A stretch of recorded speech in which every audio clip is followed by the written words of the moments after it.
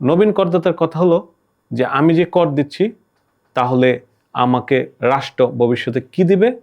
প্রবীণ করদাতা, দীর্ঘকালীন করদাতা, ওনার প্রশ্ন হলো যে আমি দীর্ঘ সময় যাবৎ কর দিয়ে যাচ্ছি, আমাকে রাষ্ট্র কি দিচ্ছে। বিসমিল্লাহির রহমানির রহিম। সম্মানিত সুনাগরিকবৃন্দ, আসসালামু আলাইকুম। ল ম্যাটারের পক্ষ থেকে আপনাদেরকে স্বাগতম। আপনারা প্রায়শই দেখে থাকেন আমরা আয়কর বিষয়ে কথা বলে থাকি। এই জন্য দর্শকদের পক্ষ থেকেও আমরা অনেক প্রশ্ন পেয়ে থাকি। আমাকে এক নবীন করদাতা, যুবক করদাতা এবং একজন প্রবীণ করদাতা পাশাপাশি একই পরিবারে একটি পারিবারিক অনুষ্ঠানে প্রশ্ন করেছেন যে নবীন করদাতার কথা হলো যে আমি যে কর দিচ্ছি তাহলে আমাকে রাষ্ট্র ভবিষ্যতে কি দিবে। প্রবীণ করদাতা, দীর্ঘকালীন করদাতা, ওনার প্রশ্ন হলো যে আমি দীর্ঘ সময় যাবৎ কর দিয়ে যাচ্ছি, আমাকে রাষ্ট্র কি দিচ্ছে। আমি এই প্রশ্নের উত্তর করার কোনো মাধ্যম না বা উপযুক্ত কর্তৃপক্ষ নয়, কিন্তু যেহেতু আমি আয়কর পেশাজীবী হিসাবে, একজন আইনজীবী হিসাবে কাজ করি, যেহেতু আমি একজন সচেতন মানুষ, নিজেও একজন করদাতা, চেষ্টা করি কর দেওয়ার, পাশাপাশি আমি এই ল ম্যাটার নামক একটি চ্যানেলের মাধ্যমে কথা বলে যাচ্ছি। আমার হয়তো কিছু কথা বলার সুযোগ আছে এবং তাদের এই কথাগুলো এই চ্যানেলের মাধ্যমে উপযুক্ত কর্তৃপক্ষের নিকট যদি পৌঁছায়, সেজন্য দু একটি কথা বলবো। প্রথম কথা হলো, আমরা যারা সরকারের রাজস্ব আহরণ করছি এবং প্রতিনিয়ত কাজ করে যাচ্ছি রাষ্ট্রীয় ব্যয় নির্বাহের জন্য, যে বাজেট প্রাক্কলন করা হয় সেটা যোগানোর জন্য, তারা ভাবতে পারি রাষ্ট্র হিসাবে, সরকার হিসাবে বা কর্তৃপক্ষ হিসাবে যে আসলে এই দুজন ব্যক্তির যে কর দিয়ে থাকেন তাদের জন্য আমরা কি করতে পারি।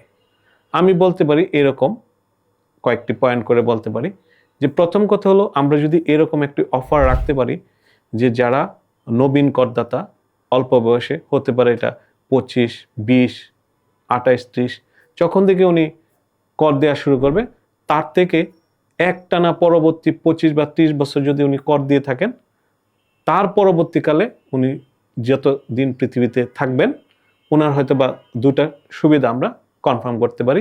বিনামূল্যে তাকে চিকিৎসার ব্যবস্থা করতে পারি ভালো কোনো হসপিটালে, এবং সরকারের কিছু প্রিভিলেজ প্লেসে তাকে বিনামূল্যে প্রবেশের সুযোগ দিতে পারি, অথবা অল্প মূল্যে সে সেবাটা নিতে পারে। এরকম হতে পারে রেল ভ্রমণ, হতে পারে বিমান ভ্রমণ।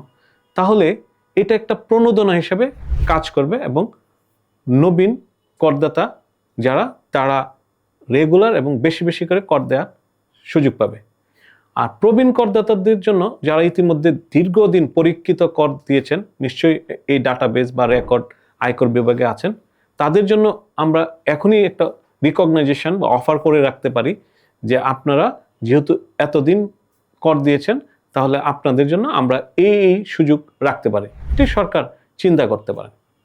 পাশাপাশি আমি মনে করি আয়কর একটি সার্বজনীন বিষয়। সারা পৃথিবীতেই আয়কর বিভিন্ন নামে আছে, সেটা অস্ট্রেলিয়া হোক, কানাডা হোক, আমেরিকা হোক, রাজস্ব, ট্যাক্স, ইনকাম ট্যাক্স, যেই নামেই হোক, এর বিকল্প নেই। এবং উন্নত বিশ্বের ট্যাক্স আদায়ের পাশাপাশি বিভিন্ন সুবিধা দেয়।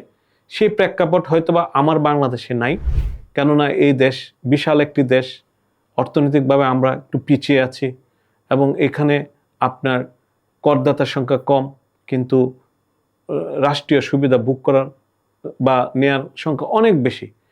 এইসব কারণে আমরা ক্ষুদ্র যে গোষ্ঠীটা কর দিয়ে থাকে তাদেরকে আমরা শিক্ষিত এবং সচেতন করার জন্য ছোটোবেলা থেকে আমরা আমাদের একটি পাঠ্য বইয়ে, সেটা ক্লাস 9 বা 11 লেভেলের পাঠ্য বইয়ে কর বিষয়ে ছোট নৈতিক এবং দেশপ্রেম এবং কর দিলে কি হবে, ভবিষ্যৎ অফার, এগুলো নিয়ে একটু আলোচনা করা যায় কিনা।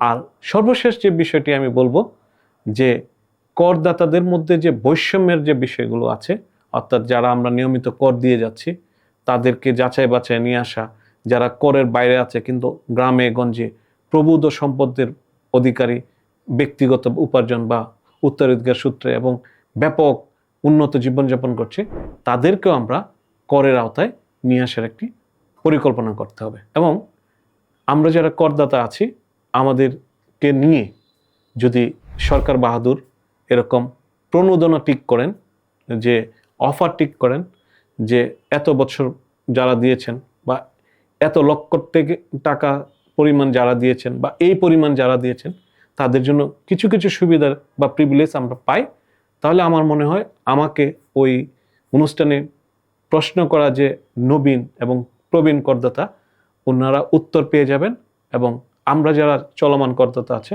আমরাও সন্তুষ্ট চিত্তে কর প্রদান করতে আগ্রহী হব। ধন্যবাদ সবাইকে। এই ল ম্যাটারের আজকের আলোচনা যারা শুনছেন সবাইকে শুভেচ্ছা রইল। আল্লাহ হাফিজ।